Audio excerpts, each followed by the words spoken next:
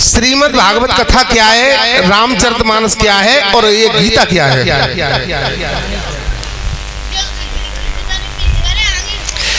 गीता मनुष्य को कर्मयोग की तरफ ले जाने वाली सौदा है,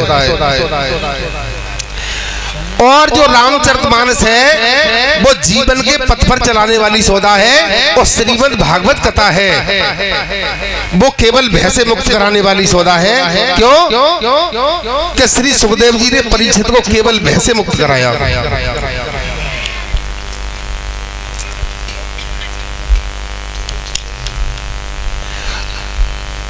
हमारे विद्वानों ने तो यहाँ तक लिखा है कि मनुष्य को मनुष्य का दर्शन बड़े सौभाग्य से होता है। रामचरितमानस में तो ये यहाँ तक लिखा है कि अम्मोय भयो भरोसन मनता और बिन हर कृपा मिलतना संता। अगर संत की बात आवे तो संत के विषय में तो यहाँ तक लिखा है कि अम्मोय भयो भरोसन मनता बिन हर कृपा मिलने संता। जब तक भगवान की अनुपम कृपा नहीं होती तब तक संत के दर्शन नहीं होते। तो ये बड़े सौभाग्य की बात है कि मनुष्य को मनुष्य का दर्शन बड़े सौभाग्य से होता है। और संतों को इतनी बड़ी उपाधि क्यों दी गई? आप लोगों ने विचार किया होगा।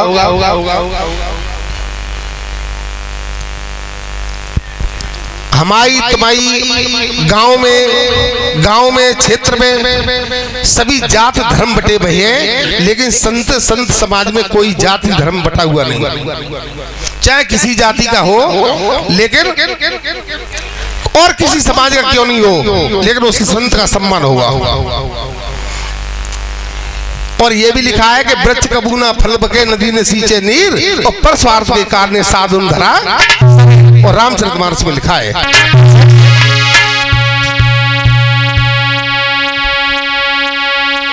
अरे प्रथम भक्ति संतन करी संगा,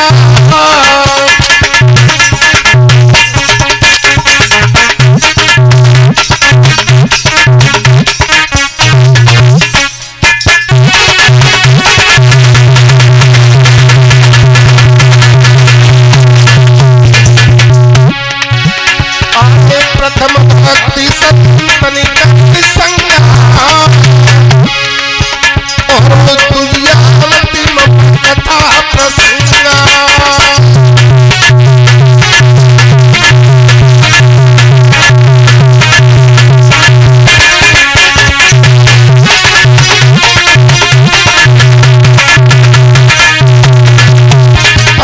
संतय संत की जय करनी,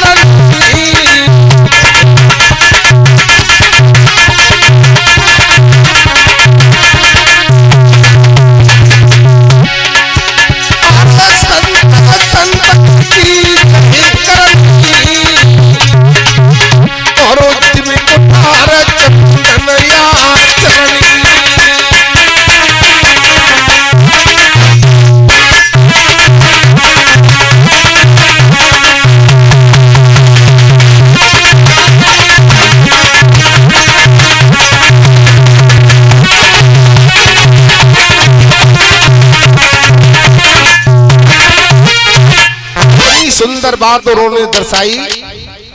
अच्छा एक बात बताओ, साइकिल बाव सवेरे दुकान खोल दो भाई, और भगवान की दो अगरबत्ती लगावत है, और बेव पूजा करते आर करते है कि भगवान मेरी बरकत करिए। अच्छा बाकी बरकत कब हुई? हमारी तुम्हारी साइकिल मोटरसाइकिल ज्यादा से ज्यादा पंचर हुई। अच्छा तभी हुई। जेऊ एक वैसी बात है जी, तो एक साधारण सी बात है।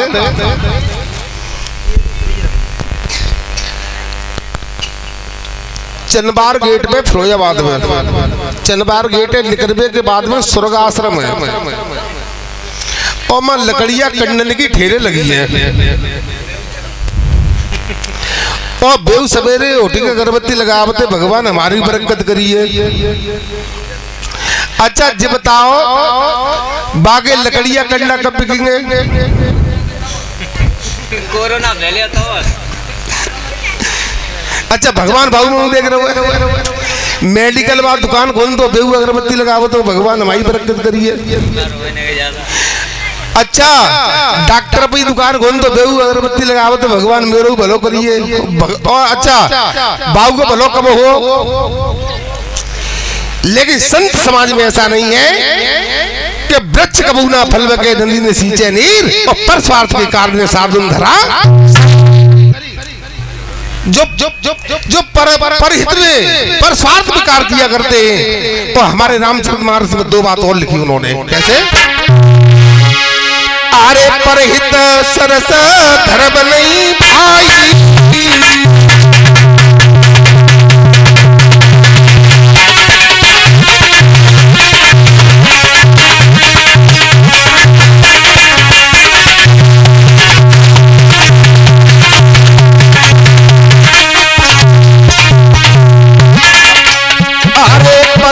सरस धर्म भाई और पर पीड़ा समनाए धर्माई।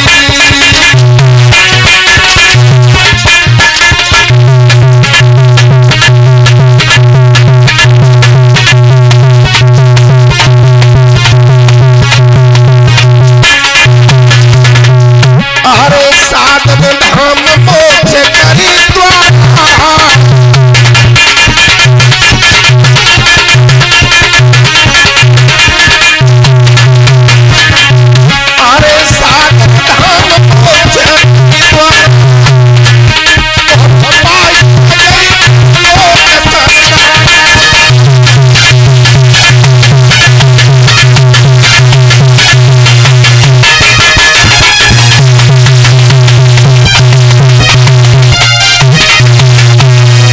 सज्जनों संत समागम हरि कथा तुलसी दुर्लभ दोय और सुत दारा और लक्ष्मी पापिन के घर होय।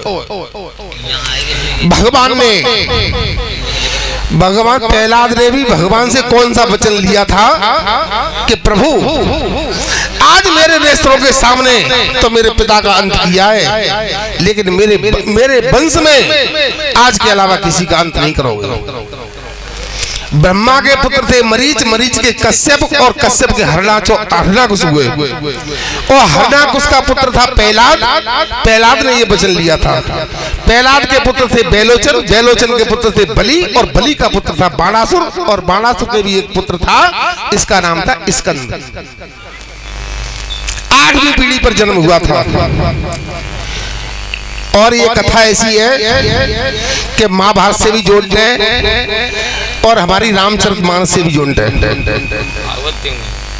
और श्रीमद् भागवत कथा में भी और विस्तार से कथा ही इसकी। 8वीं पीढ़ी पर बाणासुर का जन्म हुआ था और बाणासुर कितना बड़ा शक्तिशाली था कि एक बार अपने पिता के पैर पूजने के लिए पाताल लोक में गया बलि महाराज के। तो शेष ने देख करके ये इतना शब्द कहा था कि ऐसा पृथ्वी पर कोई वीर पैदा नहीं हुआ कि क्षण मात्र के लिए इस पृथ्वी का भार अपने हाथ के ऊपर धारण करता तो मुझे शांति प्राप्त होती। तो उसी समय पर केशव दास ने रामचंद्र का में ये शब्द लिखा कि सिंह के उठायो सिंह के प्रताप दे प्रताप जग में होए। एक बार प्रतापक पूरे पूजे पाताल में गयो कई फनपत बार बार है कोई सूरता ने उसास बो दे होए और ताई खन सारे भूमंडल को बाहर दे दाहिने हाथ में कमंडल सो इतना बड़ा शक्तिशाली था।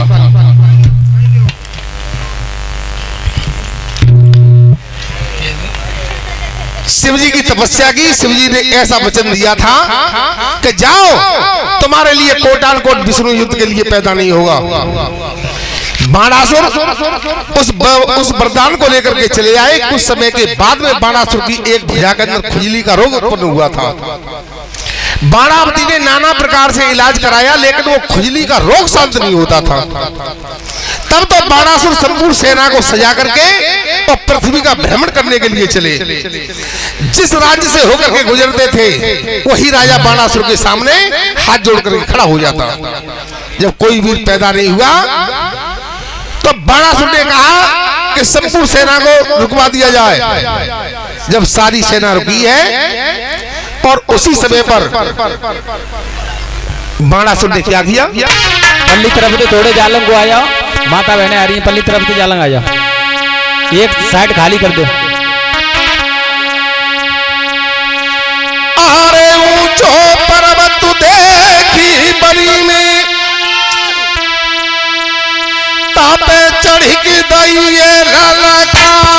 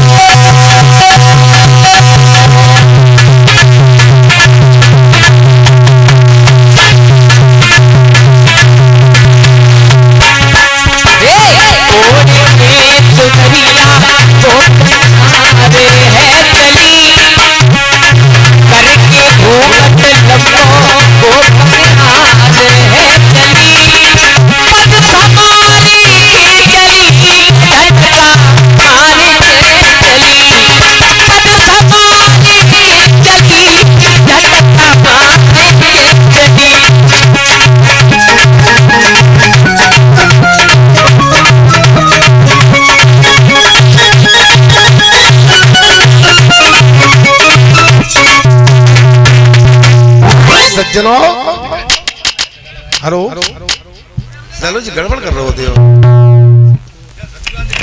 Hello hello hello hello hello hello इस खत्म कर दियो माइक को बिल्कुल है। नेक्स्ट चीज बढ़ाएगी। देश तो आ रहा है, ये खत्म कर दियो। हेलो हेलो इंद्रपाल देखो भाई बढ़ाएगी। हेलो हेलो हेलो प्रिय सज्जनों देखो बढ़ाएगा भाई। हेलो हेलो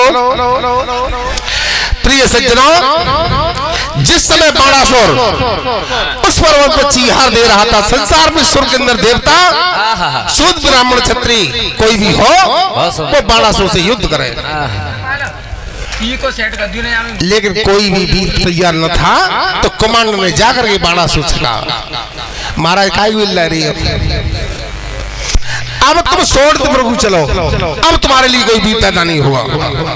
पागल वो छोड़ दो हमें, पहले एक भुजा के अंदर खुजली का रोग था तो अब संपूर्ण शरीर के अंदर खुजली का रोग है।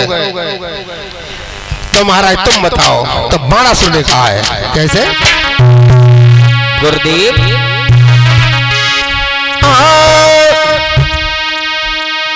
अरे मेरो बचन सुनी सोलम सोला,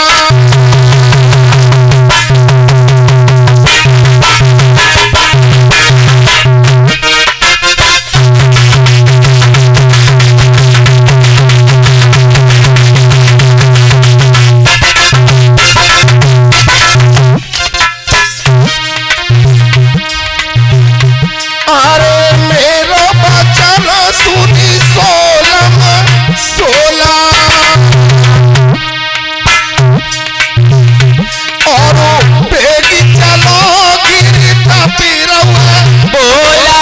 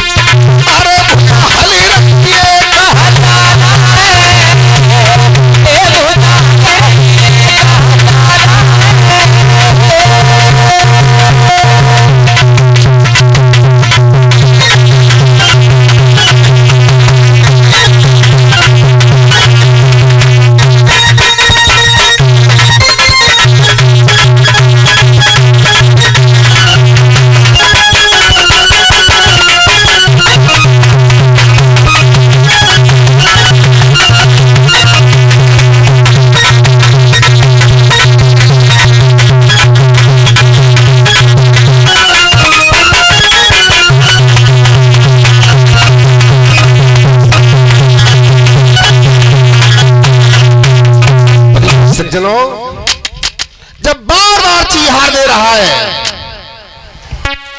कमांड देगी, कमांड से कहा ना जाओ अलग हटो,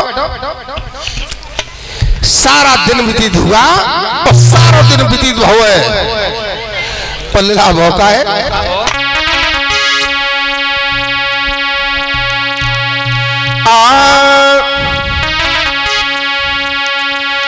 अरे सारो दिन हुआ बीत गयो,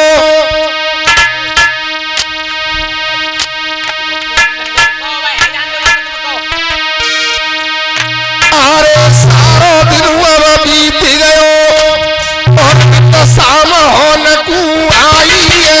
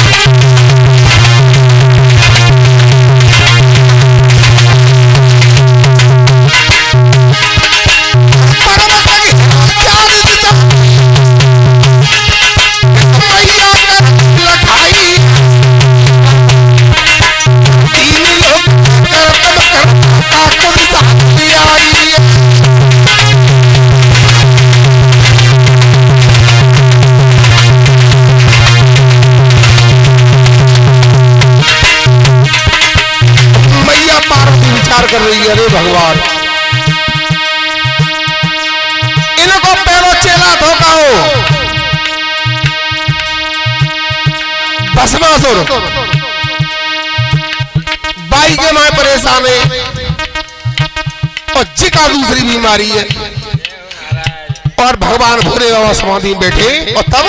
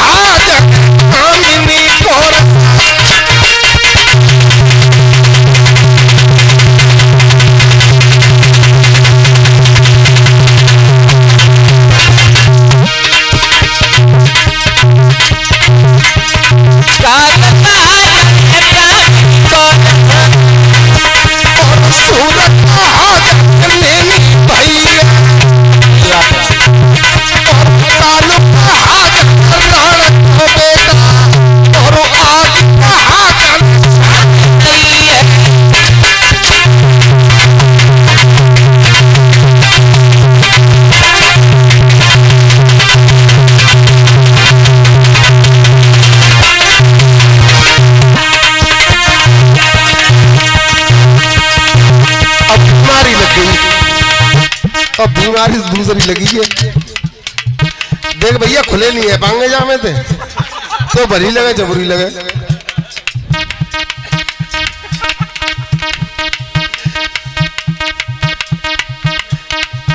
अरे काल आज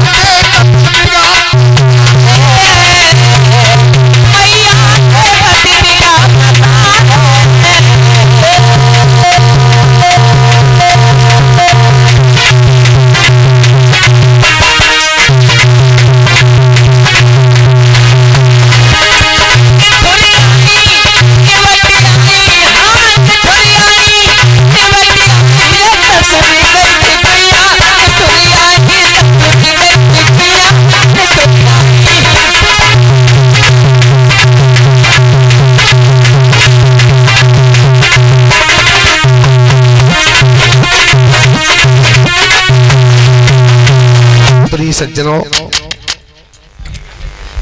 मेरे गुरु भैया ने, सुभाष शास्त्री ने हमारे बाल गोपालों सहित सबका सम्मान किया और हमारे सभी भैया बंधुओं ने सम्मान किया और प्रांगण में आपकी सेवा बढ़ाने के लिए।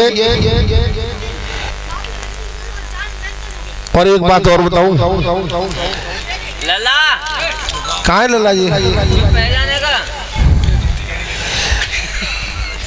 और मेरे छोटे भैया के माड़ी से जैसे भी शब्द हो वो भली बात सुनेंगे। सुभाष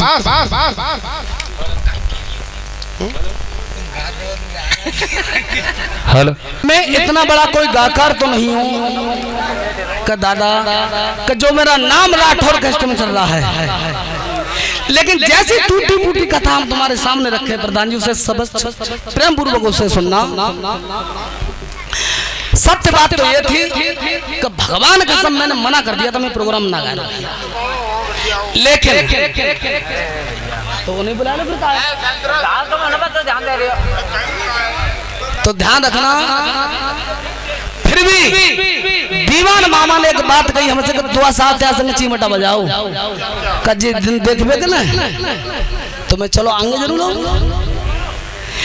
लेकिन कुछ ऐसे बंधन थे, ऐसी रिश्तेदारी थी, हम जब पहाड़पुर के रिश्ता से ही सुनी जो अवधेश मामा बैठे हैं, रामनेश मामा हैं, वो उसी रिश्ता को बदनपुर वाले रिश्ता में तब्दील किया है। तो मत ज्यादा शराबी मेरे गाड़ी में बोल रहा हूँ, ठीक है? तो ध्यान रखना, जैसी टूटी फूटी कथा रखी उसे प्रेम पूर्वक सुनना।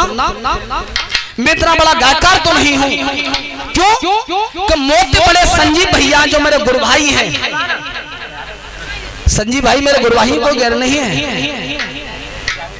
लेकिन टूटी फूटी कथा सिर्फ सुभाष गएगो। और जामे अगर कोई सम्मान के हेतु कोई पुरस्कार हो तो मेरे बड़े भैया को सबसे पहले सम्मान करना, क्योंकि बड़े वो मैं छोटा हूँ। ठाकुर जी की ऐसी कृपा रही कि यूट्यूब चैनल को खोल के देखो, कृष्णा स्टूडियो को रोज स्टूडियो नाम लिखो, धर्मेंद्र दिग्गज, इन चैनलों को खोल के देखो तो नाम सबसे पहले पप्पू सुभाष का ही निकलता है। लेकिन हमारे गुरु भाइयों का ऐसा आशीर्वाद रहा कि आज इनके आशीर्वाद से हम गंगा यमुना पार संबल जिला संबल तक को बताओ तो कथा कह रहे हैं। लेकिन इस मेला के स्वामी जो हमारे समाज में बैठे हैं, मानवर श्री श्री सोनी राम जी, हमारे मानवर प्रधान जी श्री शंकरपाल सिंह जी, और महानुभाव जो पिता तिलक रोग हो, जो हमारे मामा लगता है, जो नानू लगता है, और हमारे दोस्त हैं। तो टूटी फूटी कथा में रख रहा हूँ, है सके तो 1 मिनट का टाइम तुम पे, उसके बाद में कथा उठा लो। तुम महाभारत से करो बखाना,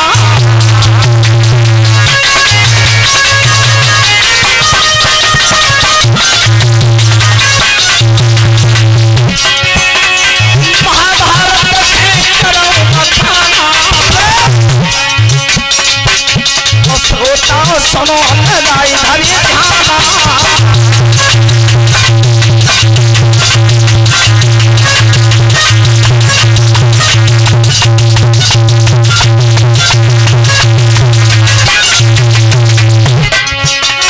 कैसे वीर भये गणपंता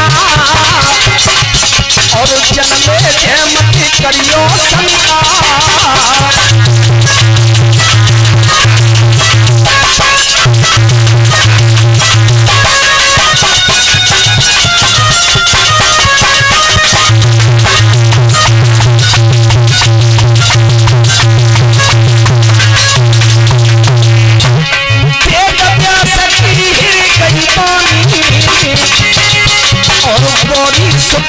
कलम बखानी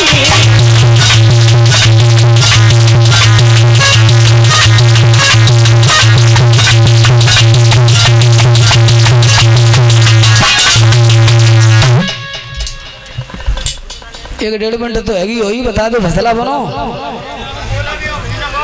बताने जरूरी है, टांग चलो तो ठीक है। तो बात उस समय की है कि जब पांचों पांडव मारे मारे फिर रहे थे। तो 20 मिनट हुई है तुम्हारी। अरे फोन आप अच्छा बस तो कोई बात नहीं, 1 घंटा समय। अच्छा 2 मिनट में घड़ी ना आते आज सेल्फ स्टार्ट हुई। तो ध्यान रखना सभी श्रोता बंधु, कथा को ध्यान से सुना। भगवान की कथा का कोई पार नहीं है, जैसे परमात्मा के नाम इसी प्रकार से कथाएं परमात्मा की। अवधेश मामा तो जब पांचों पांडव मारे मारे फिर रहे थे तो धृतराष्ट्र महाराज बात तो नीति की करते, लेकिन पेट में कपट रखते थे पांडवों के प्रति। जैसे जो कोई वो बात सत्य कहना चाहते हो तो दुर्योधन खड़ा होकर हो जाता था, फिर वो बोल नहीं पाते थे। अब जब पांडव मारे मारे फिर रहे तो एक प्रस्ताव रचा था कि भैया विदुर मेरे भाई पांडु की संतान है और वे मारे मारे फिर रहे हैं, तो मेरे हार्दिक इच्छा है उनके लिए एक बहुत सुंदर भवन का निर्माण करना चाहता हूं। तो ध्यान रखना, राजा के हुक्म में और परमात्मा के हुक्म में कोई देर नहीं होती है। आदेश हुआ कि मेरे पांडवों को पुत्रों के लिए एक बहुत सुंदर भवन का आयोजन किया जाए। जब भवन तैयार हो रहा था तो दुर्योधन चारों नीतियों का भंडारी था, साम दाम दंड भेद। तो ध्यान रखना, उस कारीगर से कहा, अरे कारीगर तू ऐसा भवन बना के तैयार कर कब भवन में आंच नेक सुलगात कहने पूरी जल बन जाए। अब जब भवन बन रहा था तो महाभारत को खोल के पढ़ना, वो ऐसा अनोखा भवन था। तो वहां में क्या लगाओ भवन में? सरकंड, सरकंड कहते हैं सेंटा से, सामग्री, कपूर, ये पदार्थ जड़े हुए थे उसमें। तो ध्यान रखना, महात्मा विदुर ने विचार किया कि ऐसा भवन मैंने आज तक नहीं देखा कि जिस भवन में सेंटा, कपूर, सामग्री जड़ी हो। ये निश्चित दुर्योधन कुछ घात करना चाहता है।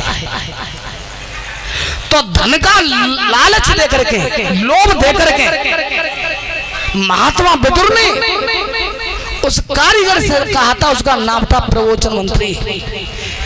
अरे कारीगर, जब भवन के बीच मार्ग में से और ऐसा कोई रास्ता बना के तैयार कर दे कि जाको रास्ता का जंगल में जाके खुले, सुरंग बना के। तो धन का लालच था और लालच बहुत बुरी बलाएं होते हैं।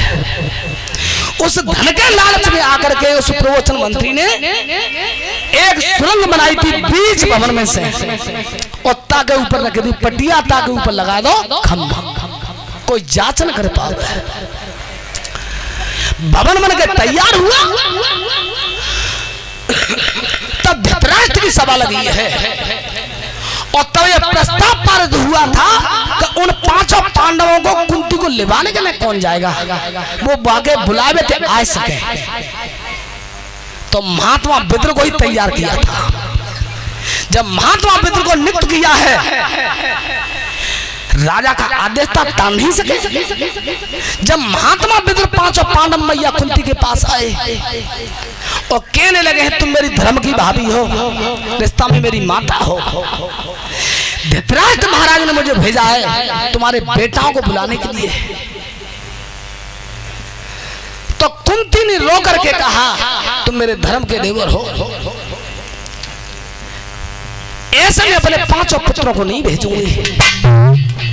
जब परिवार ने मेरे संग में कभी अच्छा नहीं किया, ये वही परिवार है कि हिरण का श्राप था मेरे पति के लिए कि जिस दिन रानी से मैथुन करेगा, तू संभोग करेगा, उसी दिन तू राजा पांडु मर जाएगा। लेकिन ध्यान रखना सभी श्रोता बंधु, भवन को छोड़ के मैया कुंती माधुरी से चले गए थे जंगल में। कुछ लोग कहते हैं कि राजा पांडु की संतान से एक पुत्र पैदा था, लेकिन सभी समाज बैठी है और समाज के स्वामी सभापति, जो सभापति नियुक्त किया जाता है वो समाज का ही स्वामी होता है, जैसे जिला पे जज होता है। तो अंदाजा लगाना, जब राजा पांडु के पेट से एक पुत्र पैदा था और इतना राजा पांडु को श्राप था कि जिस दिन रानी के साथ संभोग करेगा तो उसी दिन तेरी मृत्यु हो जाएगी। तो अंदाजा लगाओ, फिर क्या राजा पांडु की लाश 9-10 महीना रखी रही और इतना माधुरी संग सती भैया, बोलो इतना माधुरी संग सती भैया। बात ये नहीं है, सिर्फ बात ये थी, आज इस बात का पर्दा ही पार कर देता हूं मैं, कि माधुरी ने कुंती से कहा दीदी तेरे 3 बेटा हैं, मेरे कोई संतान नहीं है, पति को हिरण का श्राप है करदम ऋषि का, तो तेरा तो वंश चलेगो, बहन ने मेरा वंश चला बाला। तो वही माला का आह्वान किया था जो दुर्वासा ऋषि ने दी थी। तो अश्विनी कुमार आए थे और उन्हीं के तेज से हुए थे नकुल और सहदेव। वृंदावन धारी लाल की जय हो। तब मैया कुंती ने कहा ऐसे में जाऊंगी नहीं, जब परवा ने मेरे संग कभी अच्छा नहीं किया मैं संग चलूंगी। तो 5 पांडव और मैया कुंती से जिस समय हस्तिनापुर में आए तो दुर्योधन गेट पे ठाड़ हुआ है, आगे बढ़ के और सबसे पहले मैया कुंती के पैर छुए और अपने भाई युधिष्ठिर को गले से लगाया है। साम्य नीति का प्रयोग कर रहा था, कपट की नीति का।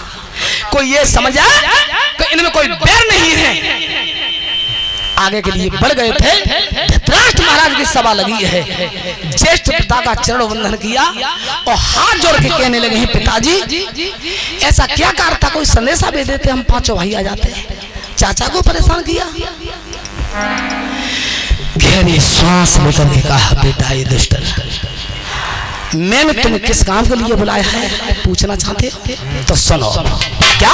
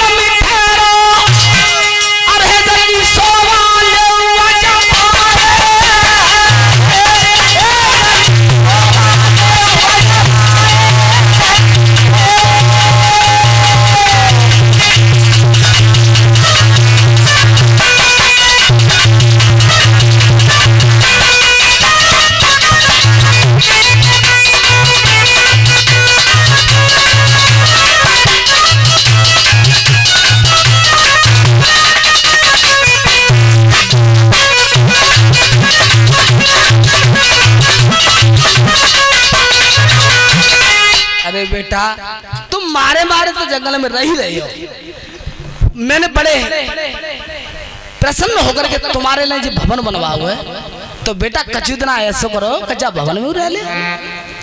पिता कहते थे धृतराष्ट्र ठीक है पिताजी जैसी तुम्हारी इच्छा। तो ध्यान रखना आदेश पा करके 5 पांडव चले हैं तो उसी समाज में महात्मा विद्रोह खड़े हो गए। बेटा युधिष्ठिर ठहर जाइए, जा तो रहे हो पर बेटा चंती बिरिया मेरी एक बात सुन ले। वो बात कौन सी थी, तो कैसा संकेत दिया तुमने? आग लगे जब जंगल में,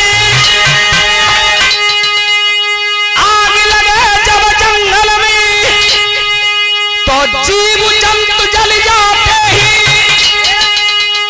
अपनी चालाकी थी वो भीतर बिल में धस जाते ही। बेटा सुन ले ध्यान लगाई बिल के भीतर जीव रह गई, अरे बे अग्नियति बच जाता है।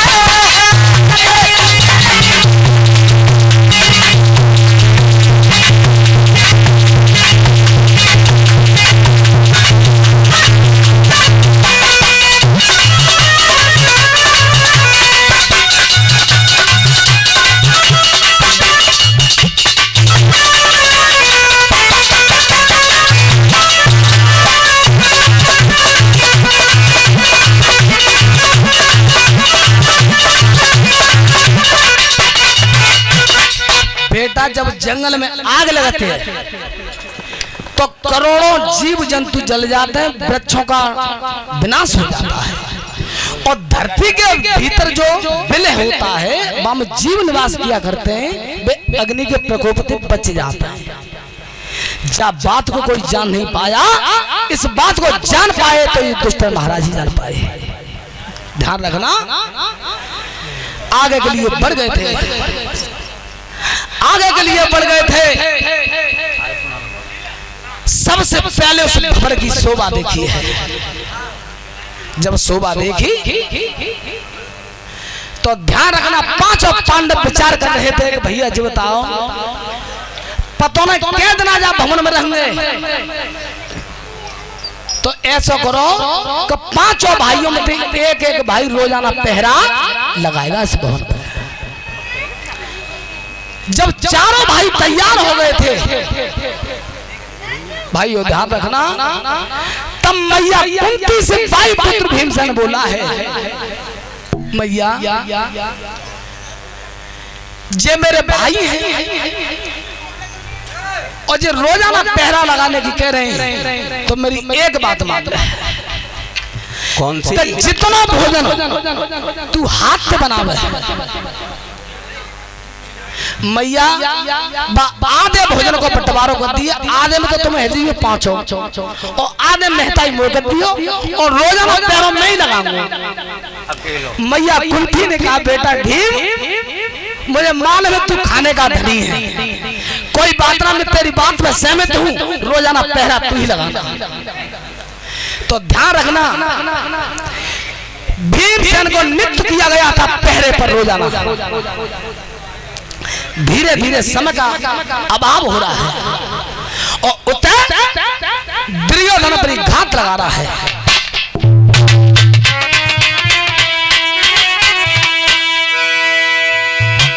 एक दिन भाव शंकर भैया, दो दिन भय, 4 दिन भय, लेकिन दुर्योधन उसी मौके की तलाश में था कि मैं काद राजा भवन में आगे दूं।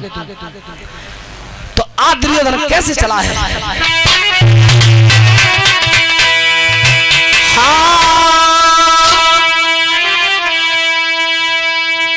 आरे सूरज छिप गो अमर में, और समय राति को आओ रे।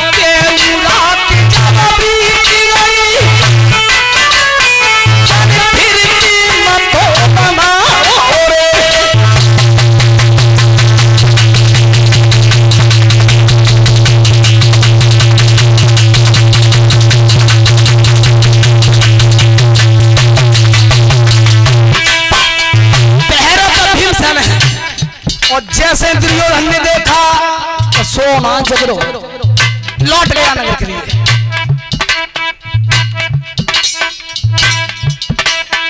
अरे निज भैया जन के शकुनिया संग अंधायु पर गदाधरी भैया ठवन धारे।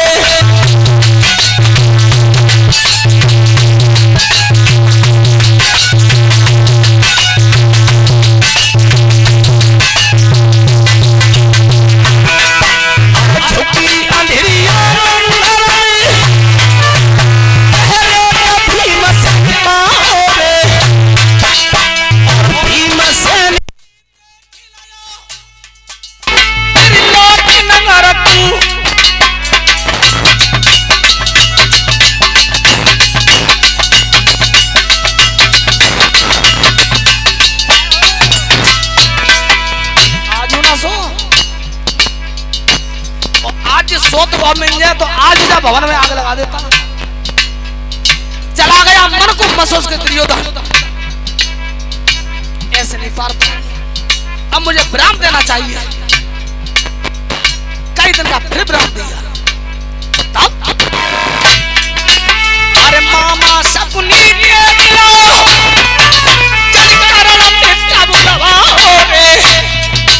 और लेकी कदा बढ़ायामी महिला भवन में।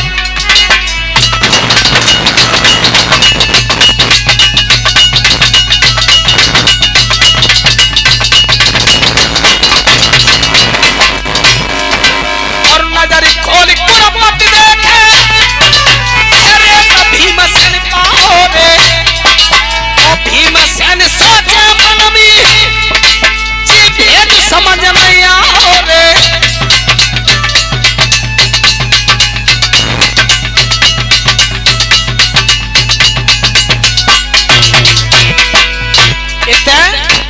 मामा शकुनी है, मित्र कर्ण है, ध्यान रखना। अब भीमसेन विचार कर रहा है कि दुर्योधन भैया बादल हुआ है, कल हुआ है, परसों हुआ है, और जी रोजाना आवतो मोदे के लौटते जाता है। अरे शंकर नाम मेरे भैया तो नोट कहाओ रे।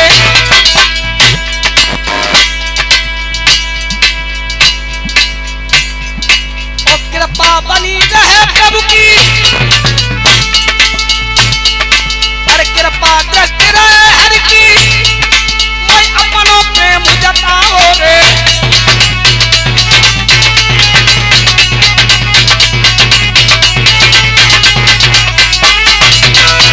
दुर्योधन अपनी घात लगा रहा है और भीमसेन विचार कर रहा है कल हुआ है, परसों हुआ, चातना पहलू हुआ है, रोज आवतो मोते के लौट जो जातु है। और इतना दुर्योधन मन की वेदना मन में विचार कर रहा है। दादा सखी है ध्यान लगाए,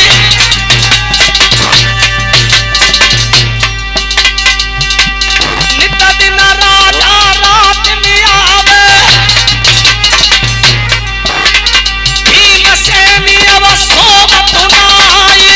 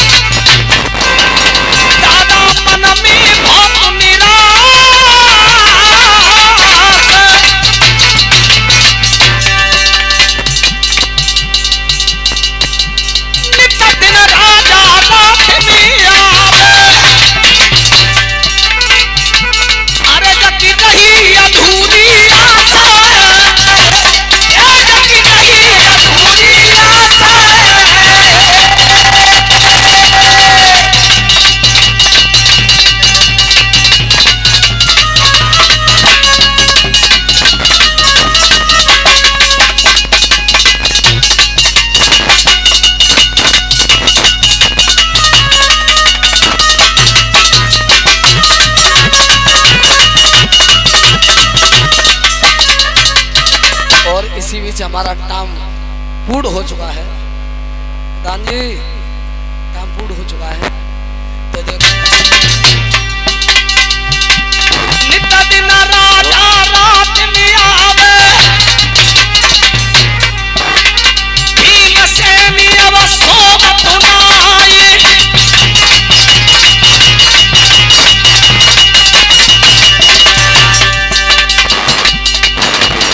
दादा मन की मिट गईया